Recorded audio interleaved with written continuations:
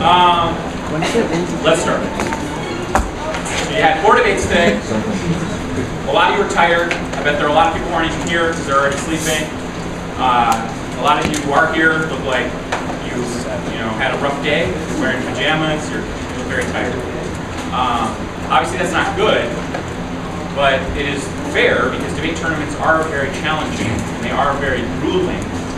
Many much more so than today's practice debates.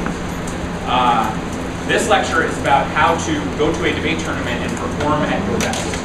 So my philosophy of debate, and I've mentioned this many times in a bunch of my lectures, is that there are 3 components of being good at debate. The first component of being good at debate is you have to know what you're talking about. The second component of being good at debate is you have to be ready to tell others what you're talking about. And the third component of being good at debate is that you have to effectively tell others what you're talking about. And those are all the things that on a day-to-day basis at camp you are improving. You're learning about the topic, you're learning about the skills required to execute arguments, you're preparing, and learning how to prepare. This After Lab is not about any of those things. It is about how to take what you have learned and take your best version of yourself to a tournament and perform at your best. Because what good is knowing a bunch of stuff or being really ready to say it or saying it really well if when you get to a tournament, you're not putting yourself in a position to debate your best. This is one of the only lectures that would be equally helpful to a first-year beginner debater in high school or a rising senior in college. Sometimes I think college students should listen to this, maybe even more than high school students. I think this is an area where smart, dedicated students can make a huge difference. They can kind of separate themselves from their peers because a lot of students are very bad about managing themselves, their effort, their energy, their focus during debate tournaments. The things that I'm talking about in this lecture are skills that you have to improve, but some of you are going to react, you're going to be like, this is weird, or this is silly, I will do what I want, you're not my parent. But anyone who responds to this with that kind of stuff is never going to be an excellent debater, because you can't be an excellent debater unless you're putting yourself in the best possible position to execute at the tournament. The way this is organized is it's just 20 things, and underneath each of the 20 things, I'm going to talk about those things. So thing number 1, treat debate tournaments like business trips, not like vacations. Treat debate tournaments like business trips, not like vacations. You are at a debate tournament to debate, not to relax. That doesn't mean that it's not fun to go to a debate tournament or that you shouldn't enjoy yourself, but it does mean that you will have more fun and debate will be more rewarding if you give your best effort and if you take it seriously. The average debater wastes an enormous, a shamefully enormous amount of time at debate tournaments that they could be using to get better and to get work done so that they can debate their best or so they can get more sleep, which I'll talk about later. I have found in my experience, which is now rather extensive, that students who work hard at debate tournaments tend to get better at that particular tournament, but then they also have benefits throughout the year because the work that you do at a tournament separates you from the students that don't really accomplish anything at a tournament. So if you do a lot of work at the first tournament, you benefit at the second. If you do a lot of work at the first and second, you benefit at the third. If you do a lot of work at all of your tournaments, by the end of the season, and I'll do some math later in the lecture, you get an enormous number of hours of extra debate work without missing any extra class, without going to any extra practices, without missing any extra time with your friends when you are at home. Number 2, leave your non-debate life behind when you go to a debate tournament. Leave your non-debate life behind when you go to a debate tournament. You have to be fully invested in the tournament. If you can't make a commitment to go to the tournament and to fully invest yourself in it, you should not go to that debate tournament. You have to take care of your homework, you have to take care of your other obligations before you can go to the debate tournament. If you go to the debate tournament with a bunch of homework or with a bunch of studying or with a bunch of stuff with your parents hanging over your head, you will not be able to be your best at the debate tournament. You should not put off your homework until after the debate tournament. You should not turn in the thing that was due on the Friday when you were leaving until Monday and be like, haha, teacher, I was sick, I'll turn that in on Monday, but you haven't done it yet. Because then the entire debate tournament, you have hanging over your head whatever that homework is, that paper, or studying for that exam. And you can't be your best debate self if you're worried about homework or if you're worried about school. You should take a break from Snapchat and Instagram and Twitter and whatever else when you're at a debate tournament. You can do a little bit, like if you're at a restaurant or if you're seeing something cool, go ahead. But those of you whose daily lives at your school involve hundreds of snaps and hundreds of Instagrams, don't do that at a debate tournament. You can do that at home. You don't need to do that when you're at a debate tournament. It is a business trip, not a social event. You should inform your non-debate friends when you're going to a debate tournament. Look, I'm going to be out of touch most of this weekend. I'm going to a debate tournament. I'm taking that debate tournament seriously. I'm going to be my best self in that debate tournament. So I'm not going to respond right away. Don't expect me to. You should tell the same thing to your family. You should manage your family's expectations. You can't be constantly communicating with your parents. You can't be worried about the text message you're getting during your 1AR because your parents are going to get mad if you don't reply within the next 5 minutes, and be your best version of yourself at a debate tournament. The debate tournament is a business trip, and you have to get rid of all of the baggage from your everyday life and then return to it after the debate tournament. When you are at a debate tournament, you are at a debate tournament. You are not just sidelining. It's not your temp job or whatever. It's all you're doing at the debate tournament. Number 3, enforce hard deadlines for pre-tournament preparation. Enforce hard deadlines for pre-tournament preparation. One of my principles that I constantly reiterate is that everything that can be done before a tournament should be done before a tournament. I'm sure some of you are sick of me saying that. And a lot of you are going to be like, well, obviously I can't do everything. And yes, I understand. But the point is that should be your goal. You should be constantly trying to do more so that you put yourself in the best position to have everything done before you get to the tournament. You should not put off things till the last minute. And you should not make deadlines for your debate work for an upcoming tournament the day before or even 2 days before that tournament. Because all of you procrastinate, all of you turn things in late. And if you've got 5 people on your team and each of them misses the deadline by a day, all of a sudden you're leaving for the tournament, a couple files aren't done, a couple just got done, you couldn't even look at them. You might as well have not done any of that work. So make realistic deadlines early in the week and then stick to them. And all of you can be accountable to yourself. Some of you are going to say, well, Batterman, other people on my team don't do their assignments on the due date, or my coach tells me that the assignment is due on Friday. Who cares? Get it done by Tuesday. Be the person that you would want others to be for you. Do not expect to do enormous amounts of work on the travel day, a local travel day or a long distance travel day. And don't start the tournament on a negative note where you feel like, oh God, we're leaving for the debate tournament, we're still not ready, we didn't get all this stuff done, I got this giant to-do list, oh my God, what are we going to do? I'm just going to pull an all-nighter or whatever. You should start the tournament on a positive note, and that positive note should be, we did what we could, now it's time to go to debate. We did what we could, now it is time to go to debate. Number 4, create realistic expectations for travel day work. Create realistic expectations for travel day work. Obviously, this depends on how far you're traveling. So if you're traveling to a very local tournament just after school, you can't do any work that day. You have to go to school, and then you're traveling to the tournament, and the tournament starts. So really nothing. Maybe you could polish up something, you could downfile something, you could do a quick update search, but that's it. For longer trips, you might have more time. You got some airport time, you got some airplane time, or you got some bus time. But all of that time is not as good as time spent alone at an office desk in quiet. So it's always going to be a struggle. You can't do as much in an hour on an airplane as you would do in an hour off of an airplane. So we have it in your mind, what can I accomplish in the amount of time without overtaxing myself, without making this travel day over-stressing, so that by the time I get to the tournament, I'm totally exhausted. I'm going to get off to a bad start on day 1 of the tournament.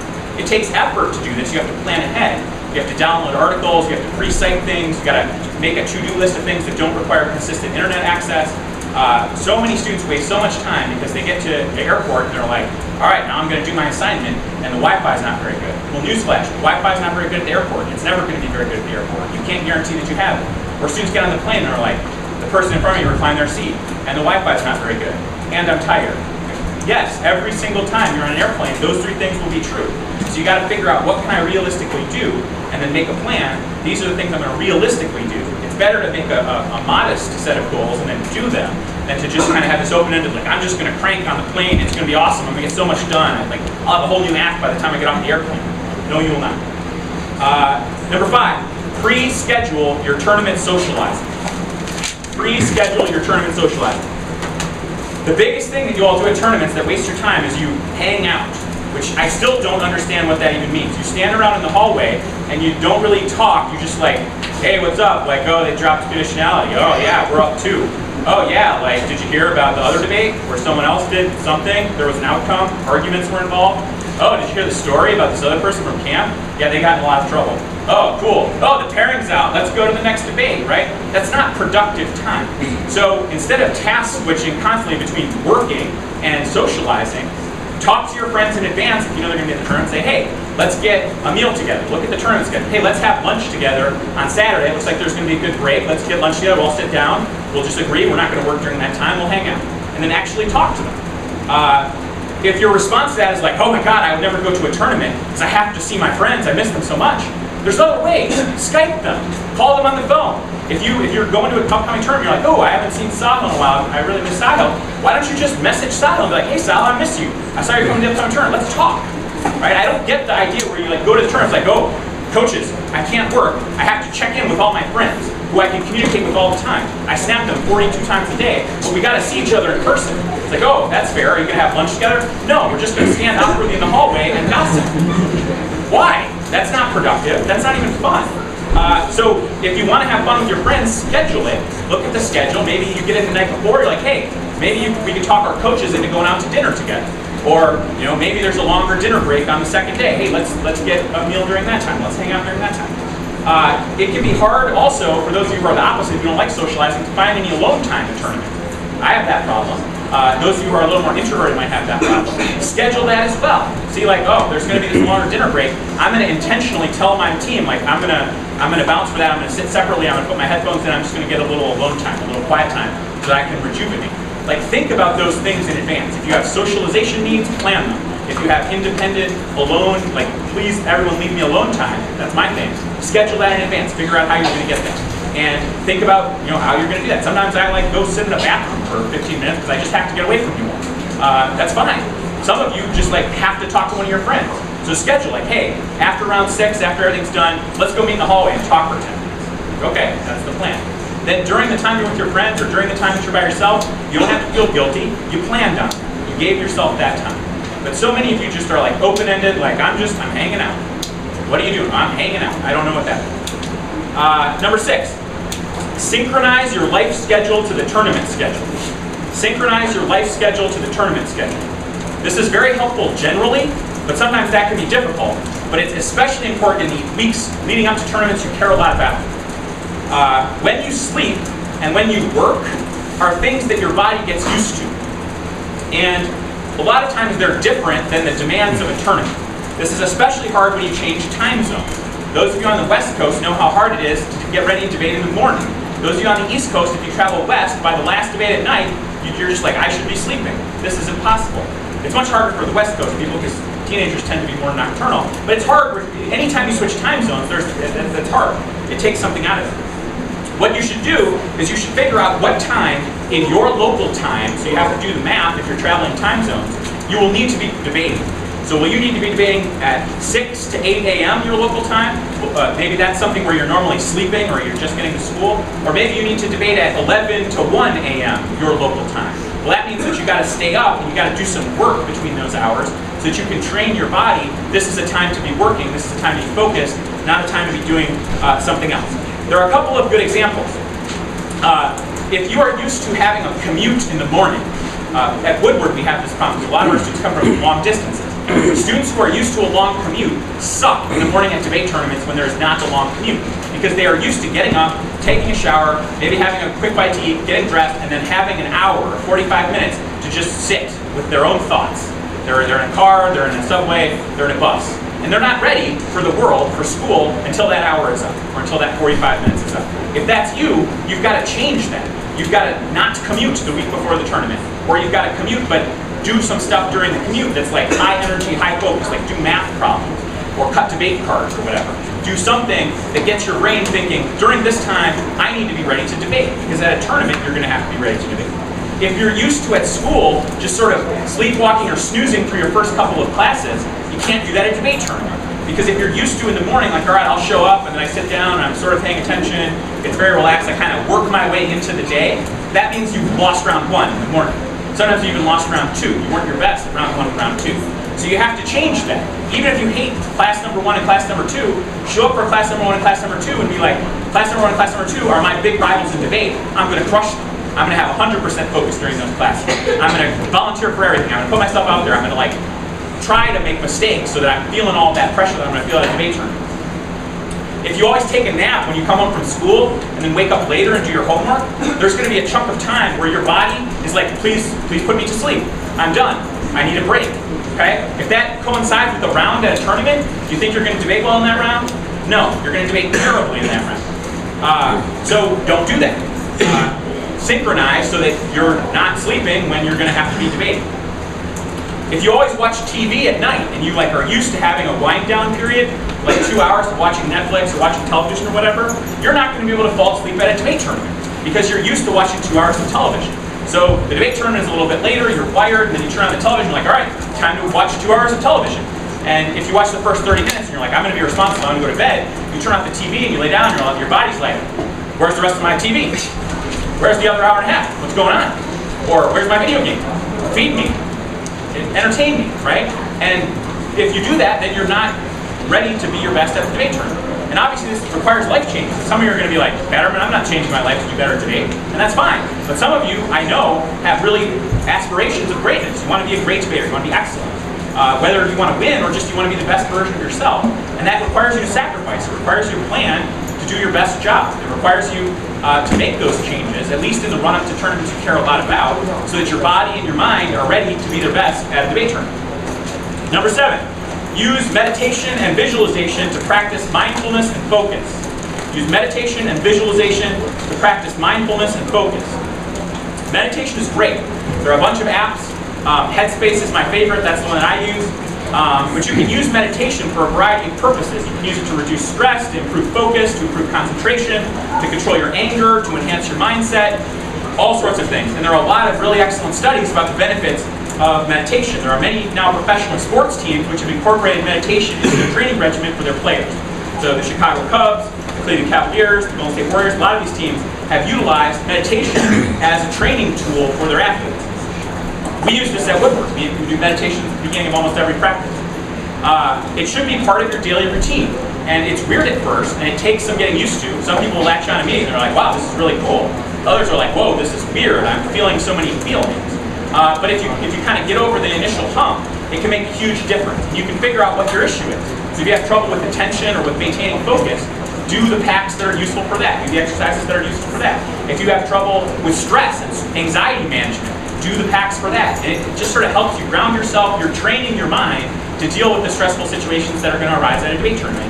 It's training your mind in the same way you train your voice to speak better, in the same way that you train your mind to do other things related to debate. Flowing better, listening better, making arguments better, thinking more quickly. It trains all that. Visualization is also very powerful. It's very helpful in addressing fears and addressing anxiety. You should be picturing debates. You should be trying to think through those debates, what they're going to feel like, what it's going to look like in the room. There's some really interesting studies where when you think about doing something, your brain sends the same signals to your body as if you were actually doing it. So the Milwaukee Brewers have this player named Eric Thames who spent a few years in Korea, and he didn't speak Korean. He's an American. He only spoke English. He didn't really have any friends.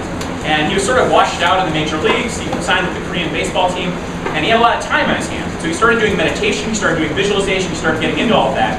And he found a bunch of research, and then he figured out that he didn't have access to a batting cage. So those of you that know something about baseball, like to practice hitting, you have someone pitch to you, and then you hit it. But he didn't have access to that in Korea. So he started just in his house, in his apartment, he would take a bat, and he would just visualize, with his eyes closed, what it's like to hit. And he got really good. And the Brewers signed him out of the Korean League, and he got off to a really excellent start, and he slowed down. But there's all this interesting research about just the process of visualizing what it's like to face a slider, or watch a video of a pitcher and watch what they look like, and then just picture hitting against them. It sends the same training signal to your body, but without any of the stress, right? You don't actually have to have your joints being jarred. I think the same thing works for debate. You picture that elimination round. You picture what the opponent's going to look like. You picture what the judge is going to look like. You picture how you're going to be feeling as they're making their arguments, as they're breaking their new affirmative, or as they're extending the critique and the negative block with a lot of critique tricks. And you're so high pressure 1AR, and really stressed. Like, visualize what that's like, and then visualize how you're going to respond. Visualize how you're going to give an excellent speech, how you're going to control the chaos of the debate, how you're going to relax, and how you're going to center yourself. But use those tools as preparation, and then you can use them also once you get to the tournament, which I'll talk about in a little while. Number 8, minimize at-tournament decision fatigue by making pre-tournament decisions. Minimize at-tournament decision fatigue by making pre-tournament decisions. There is a concept called decision fatigue. When humans have to make too many decisions, we just get burned out. We can't do it anymore. That's why at the end of a debate tournament, when someone's like, hey, where do you want to go out to eat? You're like, or like, hey, do you like this flavor of ice cream? It's like, you can answer that question, but your brain, it just had too much. Debate does that to you because you have to make all of these decisions. So make the decisions that you can make in advance about what you're going to wear, about what you're going to eat, about when you're going to wake up, about the order of showers in your shared hotel rooms. Pack carefully and pack yourself and pack in advance and decide in advance. These are the clothes I'm wearing on this day. These are the clothes I'm wearing on this day. These are the clothes I'm wearing on this day. Don't just have to make that decision in the morning. Because if you don't do that, like this is what I'm going to eat for breakfast. This is when I'm going to wake up. This is who's going to take the first shower. If you have to decide all of that the morning of, by the time you get to the debate tournament, you've already made 10 decisions. And so that's 10 decisions that you're not going to be able to make at the debate tournament. If you're still debating late at night, or if you're debating on Monday after a long tournament, those are 10 decisions, or 20 decisions, or 30 decisions that you needlessly made yourself make at a debate tournament, and you will be less cognitively functional as a result. This is also why it's important to do this kind of planning for the debate arguments themselves. Decide what's going to be in the 1 and C against every app. Decide what the allocation of resources is going to be for debates, like who's responsible for this, who's responsible for that. I'll talk more about that. Create explicit guidelines. Decide in advance. If your team always eats at Chipotle, have a standing Chipotle order. So you never have to be asked, what do you want from Chipotle? Well, don't ask me that. I have my order. It's already in. Or Jimmy John's or whatever. Or if your coach is like, hey, do you want Panera or do you want whatever? Just be like, here is my hierarchy. That is my answer. Do not ask me that. Okay? Because that's not something that you need to be making a decision about. And every decision you make is a decision you can't make later. Number 9, wear a debate uniform. Wear a debate uniform. You should have debate-specific clothes that you only wear when you are at a debate tournament. They should be professional. There are all sorts of fascinating studies about just like putting on dress clothes makes you more confident and it makes you smarter. And it's not even clear why, but it's amazing. I kept trying, like, this can't be true, and I keep reading more and more, and it is true. Just like by putting on a suit, it's like people can transform from unintelligent, unconfident people into much more confident people. And it also changes the way people look at you. And so that might have something to do with it. It changes how people relate to you. The one thing that I saw that's kind of interesting is that if you dress kind of like everyone else, formally, like business casual, business formal, whatever we would call what people wear at debate tournaments, but you have one thing that you kind of uniquely deviate from, that is a good thing. That indicates to everyone else that, like, yep, you're pretty good, but ooh, there's something weird about you. You're a little weird, so you're a little memorable. That's why people wear bow ties, or people who have like, weird, like they have a certain jewelry thing that they always wear, or like the people that carry around a little stuffed animal or something. There's just like something weird about them, or they have like weird socks, or they wear weird shoes, or whatever. They have a certain color that they like to wear. Tiger Woods, who now, you go on to press by, but at the heyday of Tiger Woods, when he was the best golfer in the world, the best golfer ever for so long, he always wore his Sunday red shirt. And there were interesting quotes from other golfers where if they were playing against Tiger Woods and they show up on the first tee on Sunday and he's wearing that red shirt, they've already lost. They know they're going to lose. Oh, he's wearing his red shirt. And it just reminds you, like, oh God, it's Tiger Woods. He's unbeatable. He's the guy in the red shirt. And so you need to create that same thing for yourself. You should have professional clothes that make you feel good. Joe Madden, the manager of the Chicago Cubs, his thing on plane trips for the Chicago Cubs, he's like, if you think it makes you look hot, wear it. And my addendum to that is like, if you think it makes you look professionally hot, then wear it. If it makes you feel good about yourself, if it makes you feel like, I'm ready, this is my uniform. When I'm wearing these clothes, I'm debating. And I love debating, so I love wearing these clothes. Do that, and don't dress down ever. Don't dress down for elims, don't dress down for round robins. That's telling yourself this isn't as important. You dress down for the 4-week mini tournament. If you dress down at round robin, it's like, oh, this is the 4-week mini tournament. Your mind is telling yourself that. Your body is telling yourself that. If you dress down on Elam Day, it's like, ooh, I was dressed up until the rounds mattered. Now they matter more, so I'm going to dress down. That doesn't make any sense. Tiger Woods would not dress down on Sunday. He would not take off the red shirt. It's like, oh, I'll wear the red shirt for the first round, the 4th round. Ooh, I'm going to wear a polka dot shirt. I'm going to wear my least favorite shirt. Don't do that. Number 10. Take responsibility for maintaining and bringing your tools. Take responsibility for maintaining and bringing your tools. Computer, stand, paper, pens, timers, chargers. And get your computer in good shape. Get your stand in good shape. Don't take a broken stand to a debate tournament. Create a separate user account, a debate user account on your computer. That debate user account should only have the apps that you need for debate. It should eliminate distractions and all the stuff that you automatically load on your account. It's hilarious when I work with some of you and you're like, hey, can you look at this? And I sit there and like 74 apps pop up. It's like, oh, sorry, I gotta close that one. Oh, sorry, I gotta close that one. Oh, hang on, I gotta tab where to find that. No, you would not show up with that type of device. Like if you were arguing in front of the Supreme Court and you had a laptop, you would not be loading Spotify or whatever else, some game. as you're preparing your briefing to the Supreme Court, treat debate the same way. The computer needs to be working. It needs to be, there's the debate version, have a background. It's like, when I see that background on my debate-specific account, I know that I'm at a debate tournament and I'm focused on debate. The other thing that you can do is you can bring lucky objects. And there's a lot of interesting research about this, about superstition and lucky objects. And it turns out that just the idea that it's lucky, if you think it's lucky, that it actually improves your ability to perform. So if you have lucky shoes, or a lucky tie, or a lucky bracelet, or a lucky pin, or a lucky stuffed animal, or whatever, a lucky sticker on your computer, if you think it is lucky, then it is. It does give you an edge because it convinces you to be more confident. There are a couple of interesting studies about this. One, they went to a golf course and they just found, golfers like Jeremy Hammond or whatever, just like regular guys that golf, men and women, and they gave them clubs. And they were like, hey, did you know that these clubs were used by a PGA Tour professional? You can use them for this round. And the players were way better. They scored way better. It wasn't true, but they thought that the clubs were owned by a PGA Tour pro, and so they did a lot better. There's this book that I got some of this from called Psyched Up. And the author of that book bought an Apple laptop, or an Apple keyboard, like an external keyboard, and he sent it to Malcolm Gladwell, who we had met. He was like, Malcolm, could you please use this keyboard for like a month? And can you like customize it or like draw on it? Just like make sure that it's yours. And then send it back to me in a month. And he followed up and he's like, can you keep using it? Like, okay, great, now he sent it back to me. And now this guy's like, now I have Malcolm Gladwell's keyboard. And it's not as good as having my own keyboard because it's sort of clunky and I would prefer a different keyboard. But when I sit down to write, I'm looking at this keyboard and I'm like, Malcolm Gladwell wrote on this keyboard. Malcolm Gladwell probably had the same problems I'm having. I can't think of what to write. I'm having writer's block. Malcolm Gladwell had writer's block with this very keyboard, and he wrote these books that are great. And so anything like that where you can trick yourself or you can create a superstition or a lucky charm actually works. So if you have a lucky pen, that's cool. Have a lucky pen. The only time it doesn't work is if you get kind of neurotic about it, or like if the lucky pen dies, then you have to quit debate because you think that you can't win it. You can't be quite that extreme. Number 11, take responsibility for your nutritional needs. Take responsibility for your nutritional needs. Exactly what to eat or drink is not what I'm talking about. I don't know. It depends on the person. You should eat healthy, quote unquote. But the things that make you feel good and that are like the things that your diet is based on will all be radically different. But the point is you should eat the things that make you feel good and that sustain your energy. And you should eat kind of the same thing that you eat at a debate tournament at home, as long as the things you're eating at home are good enough that you're used to them and that they're comfortable for you. You should bring your own food. You should bring snacks. Just like if you're going on a hiking trip or something like that. You should have in your backpack enough food to get you through the debate tournament even if no one fed you. Because that way you can control your eating schedule. You can decide to eat on as a consistent basis as you do at home.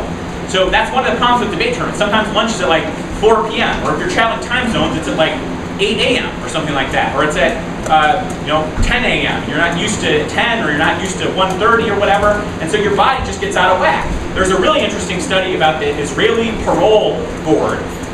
And depending on what time your case went before the parole board and its relationship to lunch, you were either extremely unlikely to get parole or you were extremely likely to get parole.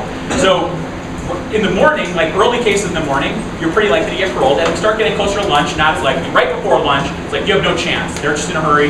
They don't want to hear it. They're mad. They're hungry. Right after lunch, they're feeling great. You get parole. But then as you start getting toward dinner, like 4 p.m., not a time to get a parole hearing because you're not getting parole. And it makes sense. It's because when you eat and how your body is feeling affects your mood, it affects your focus, it affects your concentration, all of the things that are so challenging about debate. And so you have to take personal responsibility. You can't rely on your coach. Your coach is going to be like, just eat whatever's in the tournament. It's like, oh, I'll have a donut. Oh, I'll be like Raj did. I'll go get a Twinkie or whatever. That's what they got. Or like, I guess I'll down a couple Red Bulls or I'll get a Monster for breakfast. Like, that's not good unless that's what you always do. But most of the time, when you outsource responsibility onto someone else, you're giving up an opportunity to control something that you could otherwise control. And it's fine to go out to dinner or whatever, but during the day, keep your energy up with snacks and drinks, and especially water, that will keep you focused, keep your blood sugar right, keep you concentrating, and stop the headaches, and stop the afternoon thing where you got to take a nap. Number 12, develop and maintain a daily wind-up routine. Develop and maintain a daily wind-up routine.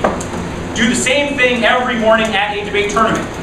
Music is very helpful. Have a morning playlist. Meditation helps. If you wake up and you have a meditation routine. On Headspace, there are a couple of real short ones. So you can do one in 3 minutes. But if you do it every morning, then you're signaling to your body, like, all right, body, I woke up, this song is playing, now I'm doing this meditation routine, or now I'm going to repeat this mantra. There's a lot, you can just write a mantra, like the one that we've written for HSS, you can find it on our wiki, but just write an affirmation statement about yourself, like, good morning, self. I love debate. I'm really well prepared. I can't wait to go to this tournament. I'm so grateful for the opportunity to debate today. It's going to be great. I love debate. And if you just repeat that yourself, if you have a couple of things in a row and you do it the same way, then your body and your brain are like, oh, time to debate. I'm ready to debate. If you mix it up every time, your body doesn't know what's going on. It's like, oh, are we at a debate tournament? Oh, are we at math class where you're supposed to sleep? Oh, are we skipping first period because it's a Thursday? Is it Saturday? We're supposed to sleep till 4 p.m.? If your body's confused, it's not ready to debate. You should warm up in the morning immediately to get your brain going. You should warm up 2 speeches. The first 2 speeches you give in any day should not be to a judge. That's disrespectful. The third time is the charm. The third speech of the day that you give can be to a judge. So I would recommend doing one immediately when you wake up, get your brain going. Choose a drill that requires a little bit more than just reading, because you want to wake yourself up in addition to helping your vocal cords wake up. And then do another one at the tournament before the first round. So that way you've given yourself a chance to cool down, and then you're warming up again, and then by the time you're at the tournament, your first speech, that's your third speech of the day, you're sounding pretty much the best that you're going to sound all day. If you really struggle with waking up in the morning and getting your brain going, figure out some game that you can play, do a crossword, or do like some math thing that requires you to think, like a math game, or something that engages your brain, and it's like challenging to you. A puzzle, something like that. Just something to remove the fog. So many of you are so foggy in the morning. Maybe speaking alone isn't going to be enough. And be early. If your coach says we're meeting at 7:30, be there at 7:15. Then you're not rushing. You get a moment to yourself to collect yourself, and then you're starting the day on a good note. If you're rushing just to get there at 7:30, then the day has started off bad. Your body doesn't get a chance to just be like, all right, I am ready for what's about to come. I'm ready for the debate. Number 13, develop and follow a post-pairing ritual. Develop and follow a post-pairing ritual. Do not freak out. If you do freak out, which you all freak out, it was hilarious. I was sitting here this morning, and all of a sudden I heard progressively, pairings, oh my God, pairing, oh my God, pairings. And it's like from this vantage point out the window, I'm hearing an echo of the whole building. The pairings are out. Oh, who are you debating? Oh, the pairings are out. And it's embarrassing. If that's your mentality, you've got to practice getting over that. You've got to visualize. You've got to figure out why you're freaking out. And you have to know the exact procedure that will happen when a pairing comes out. Who goes to the room? Who takes care of disclosure? Where do we meet? Do we meet at the room? Do we meet at a certain other place? Write this stuff down and treat it as a procedure that you negotiate with your coaches and with your partner. Don't just leave it up to like, we'll figure it out at the time. That's decision fatigue, and that's dumb because it takes you a while to figure it out. Treat your pre-round prep time with as much love and concern and care as you do your in-round prep time. None of you in an actual debate with your only 8 minutes of prep time would be like, I guess let's just relax a little bit. I'm going to head to the bathroom during prep time. Why don't you just think about what we're doing? I'll get back in a couple minutes and then we'll prep.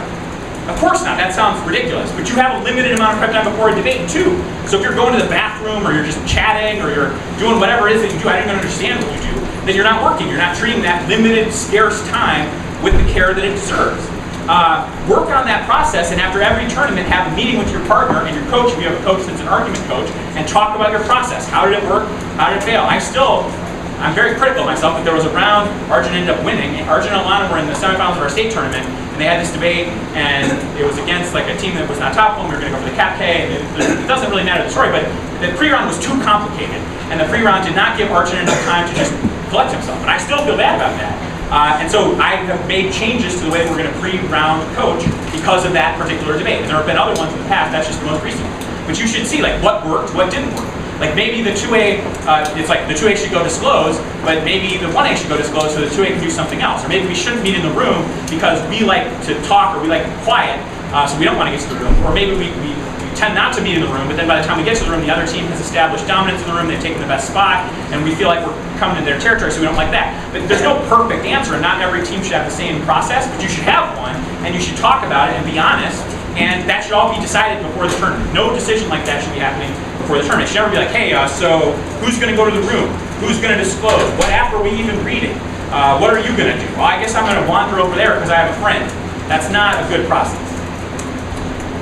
And set a deadline. This is the thing I'm talking about. Set a deadline and work with your coaches to set a deadline where the debaters get at least 5 minutes of alone time to get psyched up for the debate and to just kind of collect themselves. The frenzy pre-round thing does not work.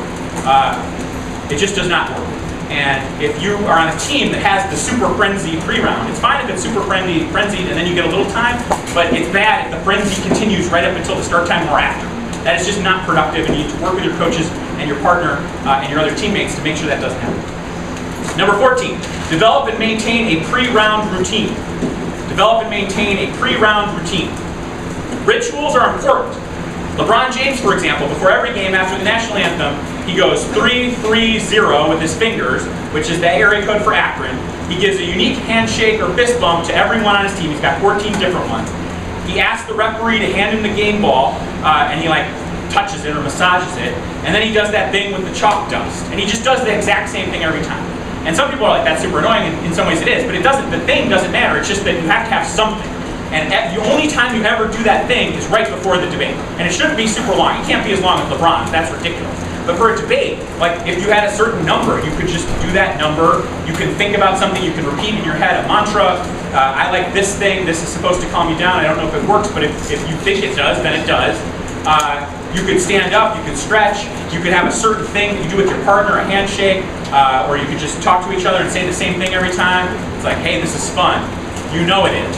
Or whatever. It doesn't matter. That sounds stupid, but if you do the same thing every time, it doesn't matter how stupid it is because it's your thing, and it tells you time to go, time to do the debate. Superstitions are good. Little pep talks are good, but you got to know when to psych yourself up and when to psych yourself down. Some students go into debates, they're not confident. They need a little boost. They need to feel more confident. Some students go into debate, they're too confident. They need to be ratcheted back. Like, whoa, let's not get ahead of ourselves. This is a challenging debate. You don't know it all. Let's really commit to the process. Let's go back to the fundamentals. Don't take anything for granted. For another students, you got this. You're well prepared. You know these arguments. You're going to do great. You've done the work. This is an awesome opportunity for you to show how much you've learned and to show how much you know about this subject. But you have to have a different one depending on the needs of your particular student. And so for you all, you got to know yourself and you got to know your partner. You should have a song that you play only right before debates, and that's your psych-up song or your walk-up song. Just like in baseball, where you get to pick your walk-up song. It doesn't even have to be a full song. It could just be a clip, like a ringtone or whatever. And you should only play that right before debates. And there's a cool quote that I found from these two people who are British sports psychologists, and they say, in a sense, music can be thought of as a type of legal performance-enhancing drug. And then they say that the key to a motivational track, a pump-up track, is that it physically energizes, stimulates, and activates. It can do it with tempo, it can do it with speed, it can do it with rhythm, it can do it with melody, or it can do it with lyrics. But you have to figure out something that you can listen to, and you don't listen to it any other time. The only time you listen to it is right before a debate, and you hear that, and your body's like, I'm ready. And there's some awesome studies about this, about the Rocky theme. If you play a Rocky theme for someone who's running, they run faster, just because they're listening to the Rocky theme. That's amazing. Think about how powerful your brain is. They can listen to the Rocky theme, and you can actually run faster. Not just like me, someone who doesn't know how to run, like runners, competitive runners. They go faster if they're listening to Rocky. Imagine that. Have your walk-up song for debate. It can't be your favorite song, because if you listen to it at other times, it loses its purpose. You only listen to your debate song when you're walking up to the debate. So right before the debate, in those few minutes before the debate, it's just, that's there, it triggers your brain. It's like, all right, brain, I am ready to have a debate. Number 15, develop and maintain a pre-speech ritual. Develop and maintain a pre-speech ritual. You can't calm yourself down. That doesn't work. But you should have a brief 15-second thing that you do before every speech you give in a debate. At least before the constructives and the rebuttals, maybe not before the cross-exes.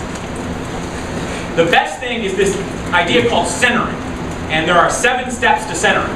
Number 1, form your clear intention, which means clear the jumble of your thoughts by focusing on a single aim, such as, I'm going to convince this judge to vote for me. I'm going to convince this judge to vote for me. Number 2, pick a focal point. Aim your eyes at some unimportant distant point. So you're in a classroom. Aim your eyes at an unimportant point behind the judges, like on the back wall. And then later, if you feel stressed, you're going to go back to that back wall. If something's going wrong in the speech or you're feeling nervous, your eyes are going to go back to that spot that you've identified. Pick something ideally where there's a poster on the wall, or there's like a coat hook on the wall, or there's like a chip in the paint, something that you'll be able to go back to. And anytime you're feeling stressed, the first step, that's going to be my place. And then anytime you're struggling or you're nervous or things are getting bad, you're just kind of re-aiming over there. Breathe mindfully. So close your eyes for a second and just take a deep breath. That's it. You can't be stressed while you're breathing. It's an amazing thing. And belly breathe. We've been working on that. Just kind of. I actually feel better. I'm a little stressed. I'm being loud. This is very loud. I actually feel better. I just one single breath, and I honestly feel better. Number 4, release muscle tension. We've been working on this in the lab. This should be part of your thing. The traps are where I keep my attention. I think most debaters do, because we're hunched over our laptop. Just wiggle them a little bit. No one even is going to notice that you're doing this. You're sitting down, you're like, all right, I sense it. Like, and you're ready. That's it. But that's huge. It makes a huge difference. Find your center. So in your head, picture the center of your body. There's not an actual center, and what you're thinking about might not be there, but it's like a little bit below your chest, like in the middle, just like the absolute middle of your body. Just think about it. And when you think about that, you can't be doing anything else, and it just quiets your mind a little. Number 6, repeat your process cue. So that's your like swing thought for the debate, or your one thought for the debate. For a golfer, the suggestion is like smooth tempo or something like that. For a baseball player, it might be like stay loose or get the front foot down. Just one swing thought. So come up with one for debate, whatever your thing is. So if your thing is that you like go way too fast, it's got to be just like smooth as silk. If your thing is that you go too slow, it's got to be like fly, like fighter jet, bullet train, whatever. Just some little thing that's going to get you going on the right track for that debate. If you're somebody who gets upset or like angry, irritable, and you got a choice, it's got to be like total calm, ocean breeze, and just come up with something, and you can change it from tournament to tournament. But it's just something that you do before every speech, and then your body knows, all right, time to give a debate speech. And then the last thing is direct your energy. So if you're feeling nervous, if you're feeling upset, in that moment right before you give the speech, instead of doing this and staring at the judge or staring down, you're relaxed and you just look at that spot that you set up, and that spot is there for you, and no one knows it's there except you.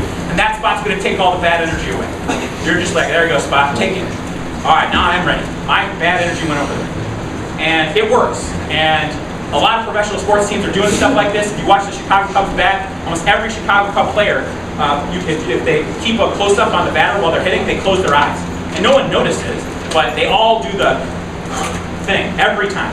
Or you watch a lot of athletes, they do the cross thing, which is fine too. Like if you're religious, help me Jesus or whatever. But it doesn't matter what the thing is, it's just that thing that you're doing before every time. Some batters will do the thing where they like draw something in the dirt, or they like do a certain waggle, or they hit their shoe in a certain way. It just has to be the exact same thing every time. You do it before every single speech. And if you do it before every single speech, then your body and your brain knows, all right, it's time to give a debate speech. Number 16, maximize the value of post-round time by expanding your definition of a round. Maximize the value of post-round time by expanding your definition of a round. The round starts when the pairing is released. The round does not stop until the judge's RFD is complete and they have left the room. That is a fact. Take care of your needs between rounds, as I just defined them, not during rounds. That means don't go to the bathroom unless it's an emergency. Don't go get food. Don't go interact socially. Stay there in the round from the time the pairing comes out and you've begun that process until the time the judge has left the room.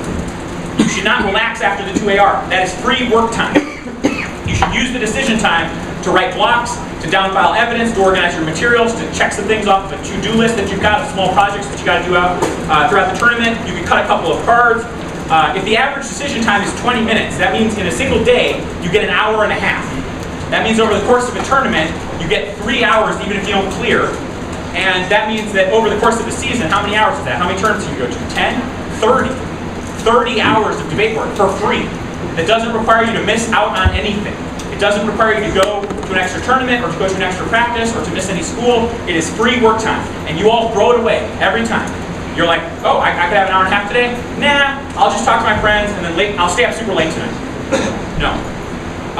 The other benefit is if you're sitting there working, you're communicating to the judge that you are a serious individual and that this is serious to you and that you are putting your best into this. And if this judge is not sure who to vote for, they should vote for that team over there that is serious and preparing for the next debate, not the team over there that has left the room or brought in their friends or joking around or playing video games or whatever it is that they're doing. I'm not voting for them. I'm voting for that serious team over there. They've let me know with their actions without saying a word that they really want it. And if they want it, I'm voting for them in a close debate. Number 17, only attempt limited, high value-added evening work. Only attempt limited, high value-added evening work. If you're not in a position to complete good work because it's just been too long, just go to bed. Don't do it. Sometimes there are important things that you need to do, but you can minimize them by doing a good job before the tournament. You should share the burden with others. You should be realistic, but sleep is more important than prep. If you're not sleeping, you're not going to be doing a good job at the debate tournament. Number 18, develop and maintain a daily wind-down routine. Develop and maintain a daily wind-down routine.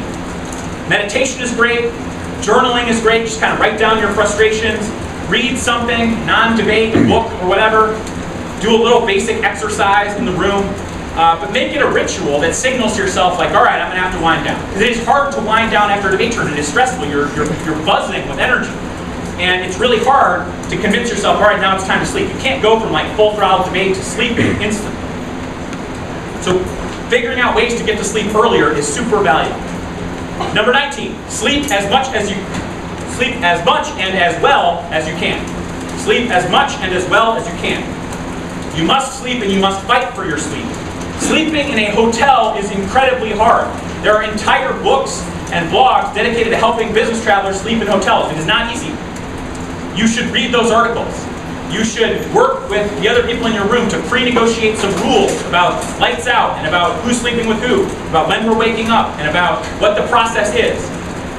You should bring earplugs and an eye mask, and if you do not use those at home, you should start using them at home just so that you are comfortable with them at a hotel. Hotels are loud, and they are bright, and factually you need to have earplugs and an eye mask just to get to sleep in a hotel. You can read lots of articles about it. Don't eat a large meal or drink a bunch of caffeine before bed. You won't be able to fall asleep.